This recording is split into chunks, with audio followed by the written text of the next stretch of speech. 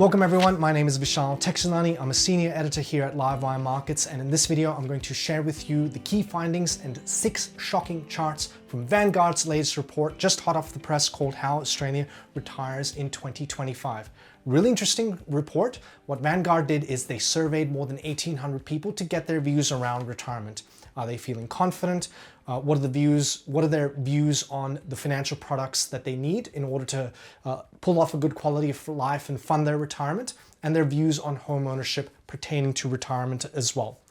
The key thing I want you to get out of this video as you watch it is to understand where you're at. Do you need to do more work with your retirement planning, or are you ahead of the curve? So what I'd strongly recommend doing is cast this video on your big screen TV, sit down with your family, sit down with your partner, have a look at this data to see where you're at. Hopefully you're able to benchmark yourself in terms of your confidence when it comes to retirement planning. Also in the description, you'll find a link to the article related to this video. You can peruse through the charts in your own time and also find a link to that report from Vanguard. You can download it from our website and have a read of it. It is a really, really interesting survey. So without further ado, the first chart I want to show you is how retirement income expectations have blown out. So if you look at the screen here, younger Australians under 45 believe they'll need more than $100,000 a year in retirement, which is almost double of what retirees are actually spending today. So Vanguard notes here, on average, Australians under the age of 45 estimated they would need a minimum household income of $100,000 per year in retirement. Now, the part of this chart that I really want to point you towards is that age 24 to 35 cohort who reckon they'll need $106,000 per year. This is a 59% increase from 2 years ago and a huge leap up from what the industry experts reckon you need for retirement, which is about $75,000 per year. Now, I tend to agree with the younger cohort. In high cost of living cities like Sydney, Melbourne, Brisbane, etc., if you think about rents, if you think about how expensive just your average coffee has gotten, it is no wonder your average Australian feels like in order to live even a modest or comfortable retirement, the minimum benchmark is at least $100,000. So that's a consideration right there. The second shocking chart is, while Australians feel that they need more and more money for retirement, they have less confidence about the products that they need in order to service retirement, if you will. So the chart here on the screen shows you that 57% of Australians feel confident about this thing called cash and savings accounts, which sadly is the lowest returning product of them all. Fewer than half express confidence in anything else, including super, the age pension, ETFs, and worryingly, even how a mortgage works. According to Vanguard, only 35% of Australians were very or extremely confident in their understanding of superannuation products. Given the central role of superannuation retirement planning, there is a concern, according to the report. So this is a big wake-up call for Australians. If you understand this stuff, great, you're well ahead of the game. If you don't, really important that you speak to someone who does, whether that's your parent, a friend, grab a coffee with them, or if you know of someone who needs the help, point them to an advisor or sit down and talk to them and get them interested in investing, because the more you put it off, the harder it's going to get in your later years. The third chart is around perception versus reality, so the gap between ideal and realistic retirement ages. So basically there is the age that people would like to retire and when they will really retire after they work out the math and realize that maybe they can't afford it or sustain the lifestyle they want. So I'll put the chart here in front of the screen. And what Vanguard notes here is that all age groups expect to retire later than their stated age. For Gen Zs in particular, the gap is nearly 8 years, and for millennials, it is around 7 years. Now, there's also a data point, I haven't included the chart for this in the video, is that the report shows that people who have no retirement plan at all tend to get to their 60s and they realize, whoops, I wasn't prepared for this at all. And they have no choice but to work into their 70s because no planning was done. So again, if you can even think about your retirement plan, you're making a step in the right direction, and anything beyond that, you're doing really, really well. The fourth chart is to do with home ownership, and unfortunately, a lot of young people feel that home ownership is increasingly becoming unattainable, and this is going to pose a challenge in retirement. So if you look at the chart in front of your screen, 57% of Gen Zs believe it is very important to own a home by the time they retire and into retirement, while 77% of baby boomers feel the same way. And this is not because home ownership is going out of style with younger people. It really is to do with property prices.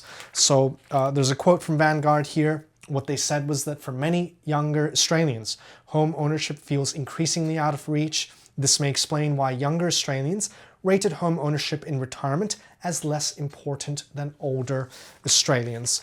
So like I said, this has got implications in retirement because rent unfortunately lasts in perpetuity. And if you're renting in retirement, there's also the notion of stability with your living arrangements. And hopefully this is something we can address as a country. Chart number 5 is to do with those people lucky enough to own a home entering retirement, which comes with its own challenges. And what this chart shows is that a mortgage-free retirement is no longer the norm, at least in the beginning of those golden years. So what this chart shows is that more than 1 in 3 millennials, or 36%, expect to have a mortgage when they retire, compared to 27% of Gen X and 24% for baby boomers. And this has got to do with many factors. Each baby boomer person or family has their own individual things going on, but there are a couple of things which are obvious. One of which is a baby boomer family might have been planning perfectly well for retirement, but they did have to become the bank of mom and dad for their own kids and provide a substantial amount of the capital that they had socked away for retirement to help their kids get onto the property ladder. So that's been a sacrifice that some of these baby boomer parents have made in terms of pushing back the notion of having a debt-free retirement to help their kids. The last chart, and this one is the most shocking to me, is around what people are going to do with said mortgage and how they're going to pay off said mortgage in retirement. So I'm going to throw the chart on the screen here, and what you can see is that nearly half of working age homeowners expect to keep paying their mortgage well into their retirement. So that's the second bar there. 47% of people expect to keep putting money into their mortgage even when they retire. On the left, you'll see 25% of people surveyed expect to take out a chunk of their super to extinguish their mortgage debt. And that third bar there is 20% of people expect to sell the home and use the proceeds to repay their mortgage. So all of those things mentioned in the report there, using your super to pay off the mortgage, working into retirement, downsizing, those all have implications, and very important that you speak to someone about it, because each of those come with their own unique challenges. Now let's put this together in terms of what you can do about it. If you're feeling a bit anxious, the idea of this video is not to get you anxious. It really is to help you, encourage you to have that conversation with a trusted party like an advisor, so that you can do something about it. So a couple of suggestions I have. Number one, please reach out to an advisor. Retirement planning is getting complex. Super, investments, housing, pension, all of those interplay with each other. So really important that you speak to a professional about how you can best manage the tools and resources in order to effect a good retirement. Number two, please take an interest in investing. If you're already reading Livewire and your biggest challenge right now is growth versus value, or public equities versus private markets, you're doing really great. If you're not there yet, at least take an interest in your super and exchange traded funds. These are, actually very simple to understand, and you can build a great portfolio across these vehicles, or entrust someone to do so. So really important you take an interest in investing. And lastly, please take control of your super. I would love you to log into your account, check your balance, check how your fund is performed. I filmed a video about this a couple of weeks ago, which I will link in the description as well. But the more of an interest you can take in your super and understand things like your concessional contribution caps and make a plan to contribute a bit more, you're going to be so much better off in retirement. Okay, that's it from me. I hope you enjoyed this video and hearing about this report. I would greatly appreciate it if you could leave a comment and let me know what other topics that you want to hear about, and also what you thought about the challenges as far as retirement goes. My name is Vishal Teckchandani. I'm a senior editor at Livewire Markets. Have a great weekend.